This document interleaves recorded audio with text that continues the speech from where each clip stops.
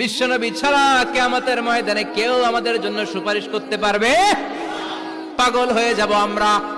সূর্যটা মাথার কাছে, ক্ষুধায় তৃষ্ণায় জিহ্বাটা কুকুরের মতো বের হয়ে ঝুলতে থাকবে, মাথার মগজগুলো গলে গলে নাকের ছিদ্র দিয়ে কানের ছিদ্র দিয়ে বেয়ে বেয়ে পড়তে থাকবে। বাবা ছেলের দেখলে দিবে দৌড়, বলবে চিনি না, ইয়া নাফসি আল্লাহ আমারে বাঁচাও, ঠিক কিনা? পীর সাহেব মুরিদ রে বলবে চিনি না, মুরিদ পীর সাহেব রে বলবে চিনি না, ভাই ভাই রে চিনবে না। সব নবী আর সব উম্মতের একটাই জিকির, ইয়া নাফসি ইয়া নাফসি। নবীও জিকির করে ইয়া নাফসি, উম্মতও জিকির করে। সবাই সাইয়েদনা আদম রে ধরবে, সাইয়েদনা আদম বলবে আমি পারবো না। নূহের কাছে যাও, সাইয়েদনা নূহ বলবে পারবো না। ইব্রাহিমের কাছে যাও, সাইয়েদনা ইব্রাহিম বলবে পারবো না।